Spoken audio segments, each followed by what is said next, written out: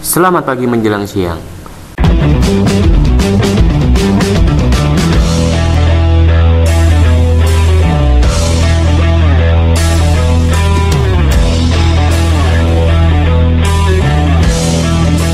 Pada video kemarin sudah saya sampaikan cara reproduksi pada manusia dan cara reproduksi pada tumbuhan. Untuk video kali ini saya akan menyampaikan reproduksi pada hewan.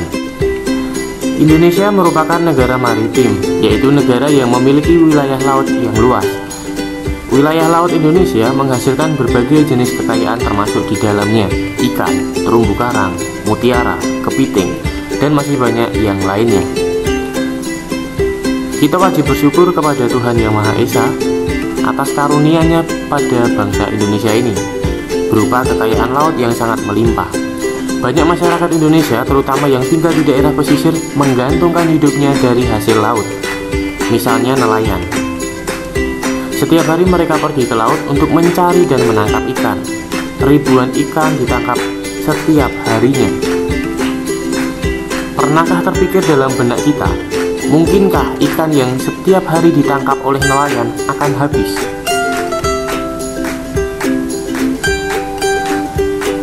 Selain hewan di laut, banyak hewan di darat yang jumlahnya semakin berkurang, seperti kura-kura, orangutan, badak, harimau, gajah, burung elang, dan burung cendrawasih.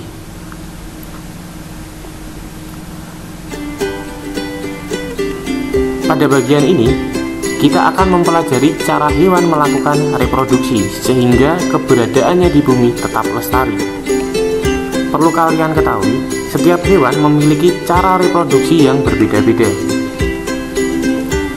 Secara umum, cara reproduksi hewan dibagi menjadi dua, yaitu aseksual dan seksual. Untuk itu, mari kita simak video berikut. Reproduksi aseksual pada hewan. Hewan dapat melakukan reproduksi aseksual seperti halnya tumbuhan, yaitu dengan menggunakan bagian tubuhnya. Berikut ini beberapa reproduksi hewan secara aseksual. Yang pertama, membentuk tunas. Reproduksi aseksual dengan cara membentuk tunas untuk menghasilkan keturunan. Contoh hewan yang melakukan reproduksi dengan cara ini antara lain Hydra sp, Porifera, dan Coelenterata. Yang kedua, fragmentasi. Planaria merupakan salah satu contoh hewan yang melakukan fragmentasi. Reproduksi dengan cara ini terjadi melalui dua tahap. Tahap pertama adalah fragmentasi, yaitu pematahan atau pemotongan tubuh induk menjadi dua bagian atau lebih. Selanjutnya terjadi tahap regenerasi, yaitu setiap potongan tubuh induk tersebut membentuk bagian tubuh lain yang tidak ada pada bagian tersebut. Pada akhirnya, setiap potongan tubuh tersebut akan membentuk individu baru dengan bagian tubuh yang lengkap seperti induknya. Yang ketiga, partenogenesis. Partenogenesis secara alami dapat terjadi pada hewan seperti lebah, semut, tawon, kutu daun, dan kutu air. Pada hewan tertentu, misalnya lebah, ovum yang dibuahi akan tumbuh dan berkembang menjadi lebah betina, sedangkan yang tidak dibuahi akan tumbuh menjadi lebah jantan. Lebah betina bersifat steril dan memiliki tugas sebagai pekerja dalam kawanan lebah, sedangkan lebah jantan bersifat fertil. Lebah jantan mampu menghasilkan sel kelamin yang digunakan untuk membuahi sel telur yang dihasilkan oleh lebah ratu. Lebah ratu adalah lebah yang menghasilkan telur-telur yang menjadi lebah betina dan lebah jantan. Selain lebah, kutu daun dan kutu air juga dapat bereproduksi dengan cara partenogenesis ini. Kutu daun betina dan kutu air betina dapat terus-menerus bertelur. Telur yang dihasilkan akan berkembang dan menetas menjadi kutu betina tanpa didahului proses fertilisasi. Meski demikian, fertilisasi tetap diperlukan untuk menghasilkan individu baru setelah beberapa generasi kutu mengalami partenogenesis. Yang kedua, reproduksi seksual pada hewan. Sebagian besar hewan bereproduksi secara seksual. Reproduksi seksual terjadi melalui proses perkawinan antara hewan jantan dengan hewan betina. Melalui proses ini akan terjadi proses fertilisasi, yaitu proses peleburan inti sel sperma dan inti sel telur. Proses fertilisasi ini akan menghasilkan zigot. Selanjutnya, zigot akan berkembang menjadi embrio atau calon anak. Dan pada tahap selanjutnya, embrio akan berkembang menjadi individu baru.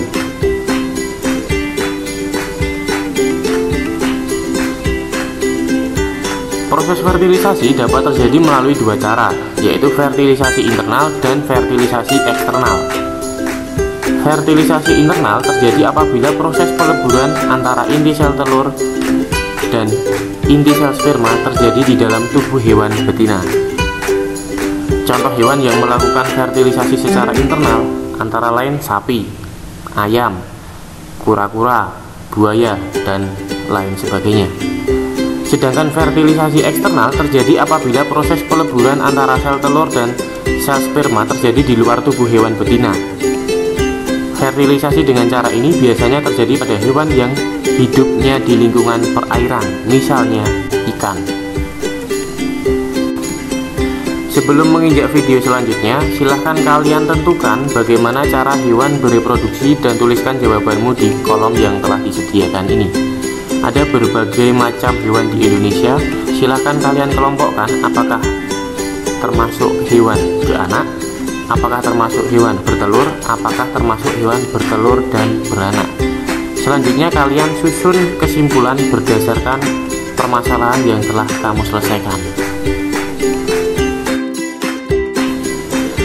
Berdasarkan pengelompokan cara hewan bereproduksi yang sudah kalian lakukan, dapat diambil kesimpulan cara hewan bereproduksi dibagi menjadi tiga. Yang pertama, hewan vivipar.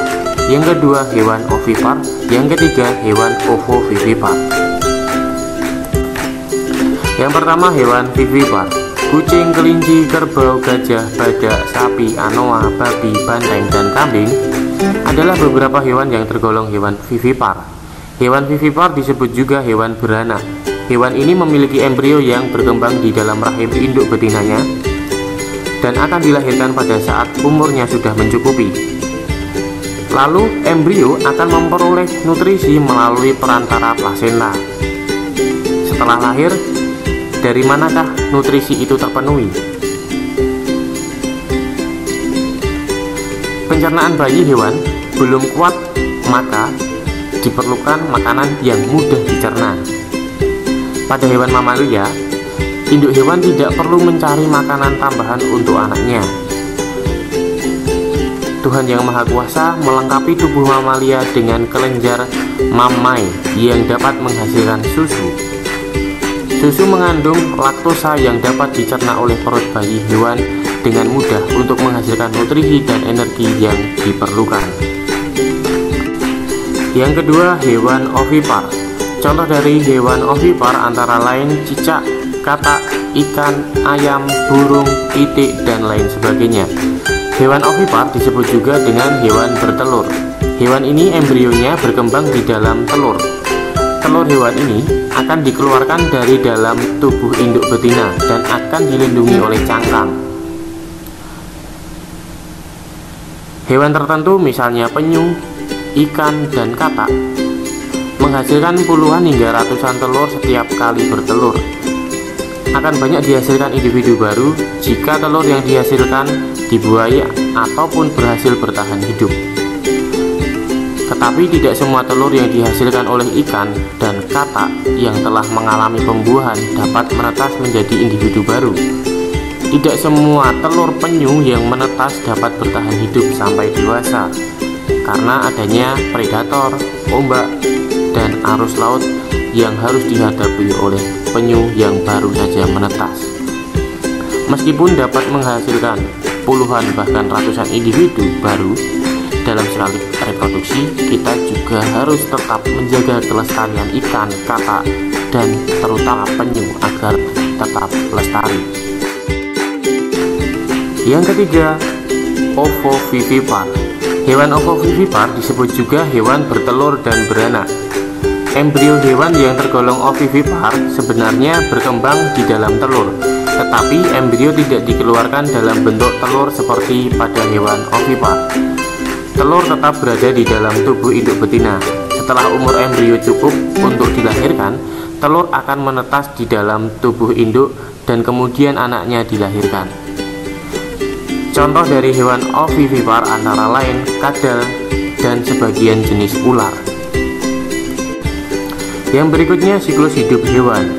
Perubahan bentuk tubuh tiap tahap pertumbuhan dan perkembangan biasanya dikenal dengan istilah metamorfosis.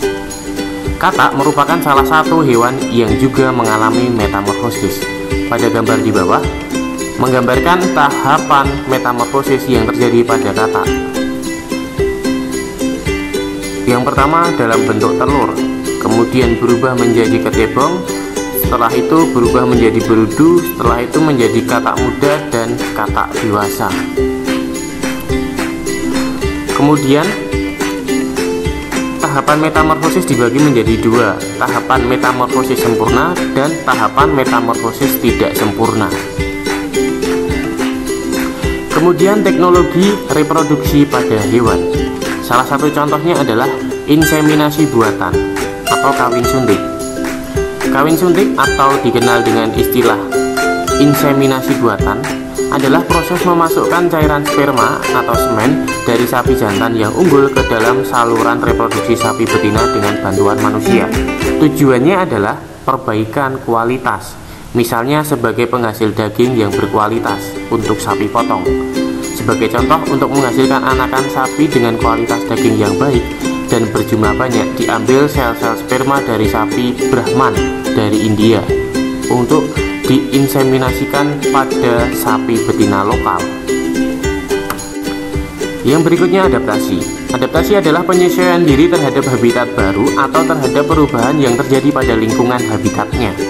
Adaptasi yang dilakukan oleh hewan dapat berupa adaptasi untuk memperoleh energi, contohnya makanan, kemudian adaptasi fisik, dan adaptasi tingkah laku. Yang pertama, adaptasi untuk memperoleh energi. Semua makhluk hidup memerlukan makanan, termasuk juga hewan. Melalui proses adaptasi, hewan memiliki kemampuan yang berbeda dalam memperoleh makanan, makan, dan mencerna makanan. Berdasarkan jenis makanannya, hewan dibagi menjadi hewan herbivora, karnivora, dan omnivora. Rusa, beberapa ikan, kambing, banteng, dan serangga merupakan contoh dari herbivora. Herbivora merupakan hewan pemakan tanaman. Hewan yang memakan hewan lain disebut karnivora, misalnya elang, harimau, singa, dan serigala. Beberapa karnivora merupakan pemakan sisa makanan hewan lain. Hewan yang memakan hewan lain dan juga tumbuhan disebut omnivora, misalnya beruang dan rakun. Perbedaan di antara ketiga jenis hewan tersebut ialah pada enzim yang terdapat pada sistem pencernaan dan pada struktur gigi. Yang kedua adalah adaptasi fisik. Beberapa spesies hewan yang merupakan mangsa dari predator memiliki bentuk fisik yang memungkinkan mereka terhindar dari predator. Adaptasi terjadi pada hewan tertentu sehingga memiliki struktur tubuh yang seolah-olah menyatu dengan lingkungannya. Misalnya, bagian luar tubuh atau penutup tubuh hewan dapat memberi perlindungan terhadap beberapa hewan predator, contohnya kura-kura dan penyu. Kemudian, ukuran tubuh juga merupakan salah satu tipe pertahanan diri. Hewan yang berukuran besar biasanya lebih aman daripada hewan yang berukuran kecil. Adaptasi fisik selanjutnya yaitu mimikri. Mimikri adalah salah satu kemampuan hewan dari hasil adaptasi, di mana suatu hewan memiliki kemiripan dengan hewan lain secara tingkah laku maupun penampilan. Contohnya adalah belalang yang menyerupai bunga anggrek, bunglon yang memiliki kemampuan untuk merubah warna tubuh menyesuaikan dengan tempat sekitarnya, kemudian macan yang memiliki lurik yang membuatnya tersembunyi dari predator lain di semak-semak rerumputan yang tinggi. Yang ketiga, adaptasi tingkah laku.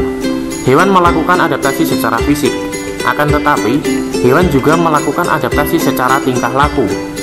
Adaptasi tingkah laku memungkinkan hewan untuk menangkap mangsa ataupun untuk menghindari predator. Contohnya, bahan kimia. Bahan kimia merupakan bahan yang sering digunakan oleh beberapa hewan untuk menghindar dari predator. Beberapa semut dan kumbang mengeluarkan cairan yang berbau tidak enak.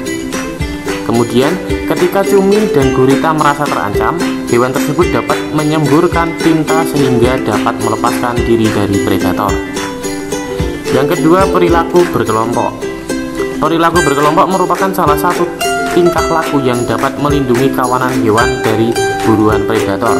Misalnya, ikan yang membentuk kawanan karena kawanan ikan terlihat seperti organisme yang besar, sehingga ikan predator tidak akan memangsa kawanan ikan tersebut.